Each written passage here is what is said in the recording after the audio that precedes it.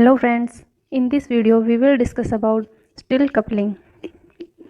So let's get started. Firstly, I will discuss what is still coupling. Still coupling alternative of Suzuki coupling. जो still coupling है वो एक alternative है Suzuki coupling का. हमने previous video में पढ़ा है Heck coupling and Suzuki coupling. So what is still coupling? Involves the cross coupling of organohalide or pseudohalides with organotin compound in the presence of palladium catalyst.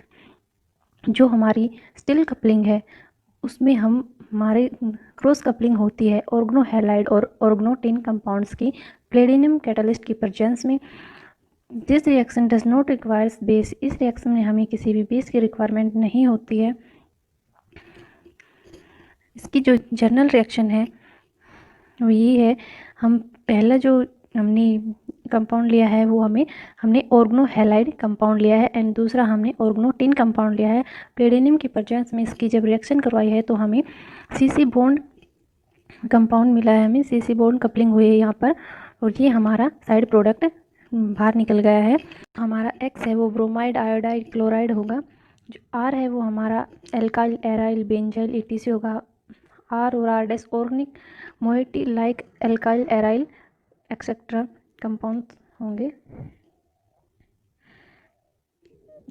सो इसके कुछ example हैं यहाँ पर. जो हमने फर्स्ट एग्जांपल इसका, इसमें ये हमारा ऑर्गनोहैलाइड कंपाउंड है एंड दूसरा हमारा ऑर्गनोटिन कंपाउंड है. जब इन दोनों की क्रॉस कपलिंग होती है तो हमें कार्बन कार्बन बॉन्ड फॉर्मेशन होती है और ये एज ए साइड प्रोडक्ट हमारा बाहर निकल जाता है. Similarly, this example. So now we will discuss its mechanism. The catalytic involve an oxidative addition of halide or pseudohalide to a palladium catalyst.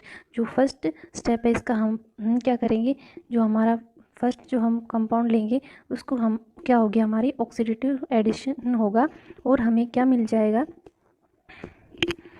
प्लेडिनियम पर जब हमारा ऑक्सीडेटिव एडिशन होगा तो हमें ये थर्ड कंपाउंड मिलेगा जो हमारा ऑर्गनोहैलाइड कंपाउंड होगा. इसके बाद जो हमारा नेक्स्ट स्टेप होगा इसमें हमारा ट्रांसमेटिलेशन होगी. ट्रांसमेटिलेशन से हमें अगेन ये प्रोडक्ट मिलेगा. इसके बाद हमारा अगेन रिडक्टिव एलिमिनेशन हो जाएगा और अगेन हमें वही प्रोडक्ट मिल जाएगा जो हम लेके चले थे. So transmetalation of third with organotin reagent 4. जो थर्ड हमारा ऑर्गनोहैलाइड कंपाउंड है उसका हम ऑर्गनोटिन के साथ रिएक्शन करवा देते हैं तो हमें फिफ्थ यील्ड मिलती है कपल्ड प्रोडक्ट 7. और इसके बाद जब हम इसके रिडक्टिव एलिमिनेशन करवाते हैं तो हमें 7 प्रोडक्ट मिलता है और एज प्रोडक्ट बाहर निकल जाता है और अगेन हमें वही प्रोडक्ट मिलता है. यहाँ पर जो हमारा R1 R2 है वो एलाइल एल्काइल एराइल और X हमारा क्लोराइड ब्रोमाइड आयोडाइड होंगे.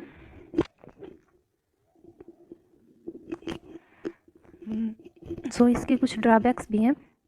ऑर्गनोटिन compound are toxic, have polar solubility in water due to their low polarity. जो हमारे ऑर्गनोटिन कंपाउंड्स होते हैं वो बहुत ही ज़्यादा टॉक्सिक होते हैं और इनकी जो वाटर में सोल्युबिलिटी होती है बहुत ही कम होती है क्योंकि ये इनकी पोलरिटी लो होती है. R group of halide should not have beta hydride. जो हमारा ऑर्गनोहैलाइड कंपाउंड होता है उसमें हमारा बीटा हाइड्रोजन नहीं होना चाहिए. अगर बीटा हाइड्रोजन होगा तो हमारे वहाँ पर बीटा हाइड्राइड एलिमिनेशन होगी और वो हमारे रिडक्टिव एलिमिनेशन से की जगह पर होगी. सो इसकी कुछ ड्रॉबैक हैं तो इसकी कुछ एडवांटेज भी हैं. Organotin compound are easily prepared और प्योरीफाई. ऑर्गनोटिन कंपाउंड्स को हम ईजिली प्रिपेयर्ड भी कर सकते हैं और प्योरीफाई भी कर सकते हैं.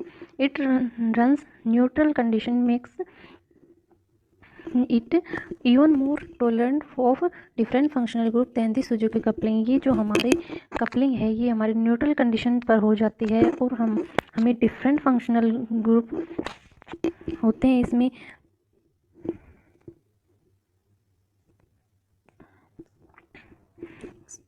तो इसकी कुछ एप्लीकेशंस भी हैं। Synthesis of quadrigemine C involves a double Stille cross metathesis reaction.